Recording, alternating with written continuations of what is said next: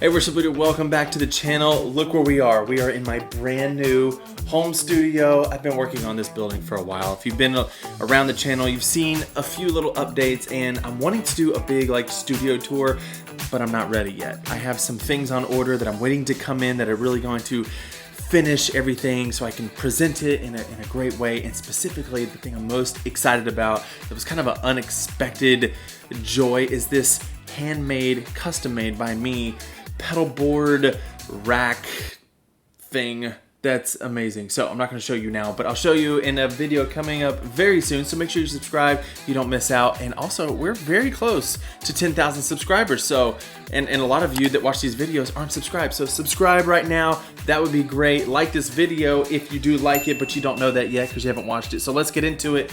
Today's video, we're going to be looking at the HELIX versus the HX STOMP. I get a lot of questions from people saying, hey, I got some money, I want to get into the electric guitar world, or I want to get into the modeling world, but I don't know which way to go. There's a lot of different units. There's the HELIX Floor, the HX STOMP, the HX STOMP XL, the HX Effects, the Pod Go.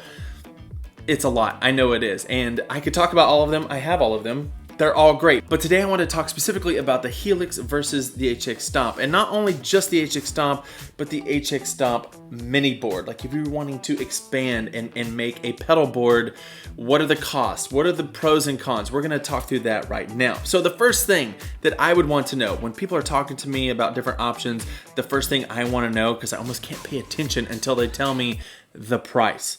The price. I gotta know the price before I can even put the benefits into categories. So let's talk about that first. Right here, I have the HELIX LT. Now you can get one of these, I just looked it up, for like $1,100. The HX STOMP, when I bought it, I will say, I bought this used.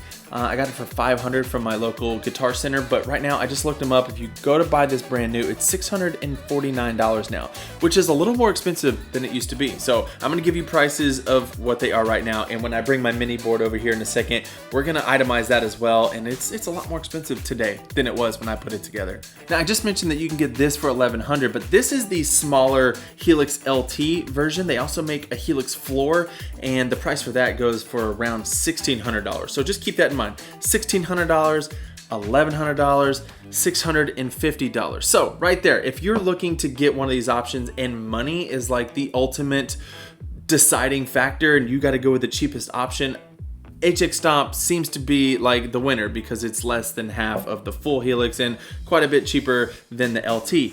But moving on to our next thing to consider, expandability. Now, what is true about the HX STOMP is also true about the HELIX. They both have stereo effects loops, so you can add as many pedals as you want to both of these units. And even though, yes, I've seen some huge pedal boards with a HELIX on top of it and some other pedals, it's more common to put this pedal on a pedal board with other pedals, so I'm just gonna assume that's the direction we wanna go. So let me set this off to the side and get my pride and joy, my HX STOMP mini board.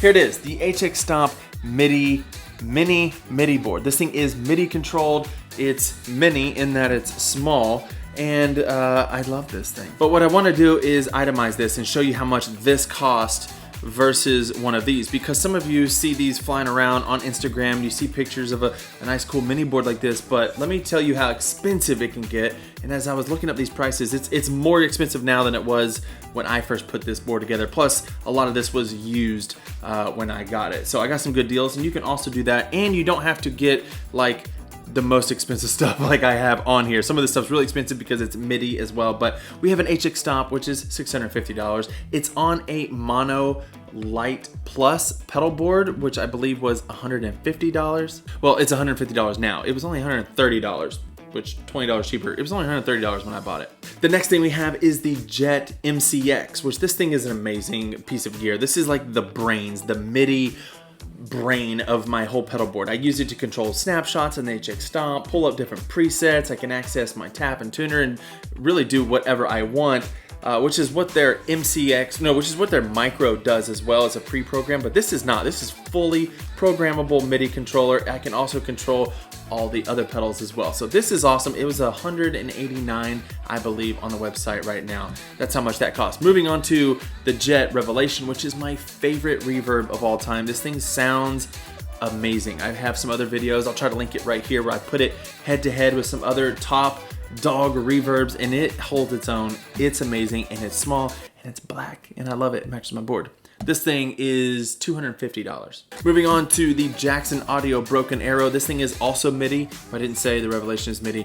The Broken Arrow is also MIDI. It's the black version, and it goes for $279. This thing is amazing. I love the way it sounds, and I just run it straight into the front of the HX Stomp. But right before that, I have the Bekos Effects Comp IQ. This is a great compressor. It has a little readout right here. You can adjust the gain. There's little dip switches. You can do all kinds of things with it. It's a great compressor, and it goes for $180.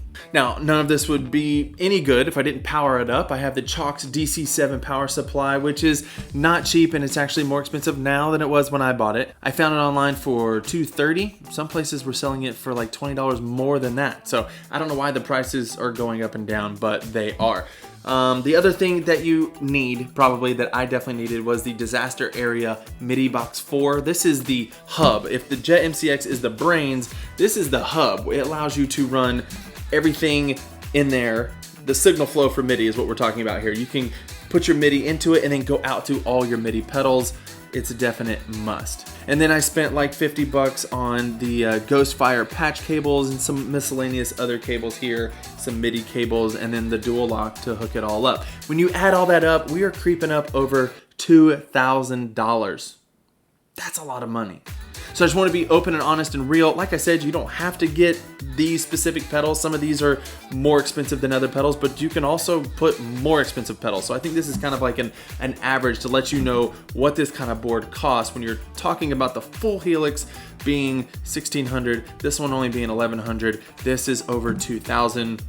There you go. Is it worth it? Is it worth the extra money? And I guess part of that question is how many other pedals do you know that you want to use? Which kind of leads us into our next topic, DSP. Now, DSP is digital signal processing, and if you don't know, the Helix has 2 chips of DSP, where the HX Stomp only has 1. Now, yes, the HX Stomp now has 8 blocks, but we did not get an increase of DSP because they couldn't physically go to everybody's HX Stomp and put in more digital processing power. So we are half as powerful in the HX Stomp as we are with the Helix. If we're assuming the Helix is going to be an all-in-one unit, and we're assuming that we are going to add pedals to the HX Stomp, it might not be that big of a deal. Yes, you have to use a block to use the stereo effects loop on both units, but then from there you can put as many pedals as you want in the effects loop. Now, I'm only putting my Revelation in the effects loop. If I had a delay, I would also put it in there. I run all my drives compression before, so I don't have to run it through the effects loop. Just saying that. So if you have your drives, you can run all that into your HX Stomp. You can even run your wet effects after the HX Stomp, but the important thing is that you miss the headphone out, and I like to monitor everything going through the HX Stomp, so just consider that. But like I was saying, that effects loop block barely takes up any DSP, and you can put whatever you want in there. You can put this whole Helix in the effects loop of your HX Stomp and expand it infinitely. Which leads us to our next topic of conversation, and that is size and portability. You can see here that the Helix is much bigger, and I'm going to tell you it's much heavier than the smaller HX Stomp, obviously, and even with this board, it's much bigger and heavier. And remember, this is the smaller LT version. The big Helix floor is even bigger. But I will say a comment about portability. Yes, this is smaller and lighter, but with the Helix that is an all-in-one unit, you don't have to worry about bumping things, knocking things off, wondering which patch cable is not working today. That's like the biggest benefit of having an all-in-one unit. And with this, you're still using other pedals, and you have cables that could fail you. So consider that as well. You also don't have to worry about knocking any pedals off of your Helix. Yes, I guess you could knock a knob off if you step on it wrong. But on a mini board where I have like smaller pedals, sometimes pedals come loose. I use dual lock, which I love, as opposed to Velcro, but one of the things I don't think I've ever said on this channel is that dual lock is great. It holds on really tight, but it is a connection or it's not a connection. Meaning Velcro it's a little more flexible, it's wiggly.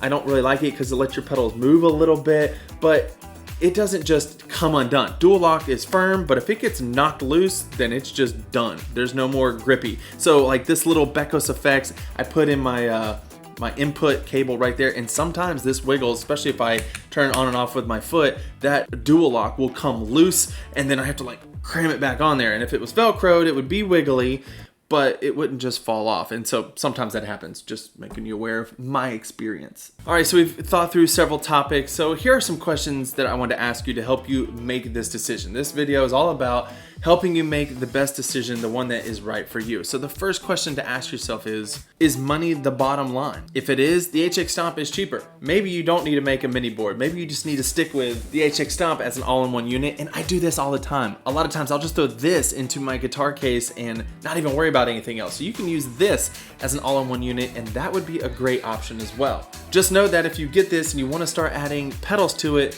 those costs can start racking up pretty quickly because, well, as we all know, buying pedals is fun and it costs a lot of money.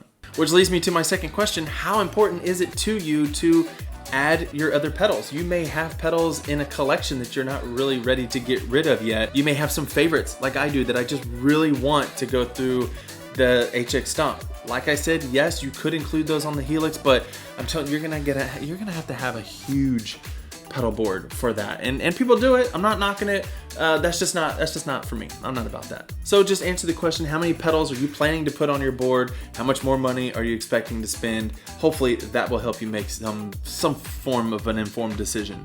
Some form of an informed decision. And then the last question is, how important is portability and size? How important is it for you to know that a patch cable is not gonna go wrong? How important is it for you to just be able to pick this up one-handed and take it wherever you want? This is one of those things where I can't tell you what to do, but hopefully you've been able to think through some of the pros and cons.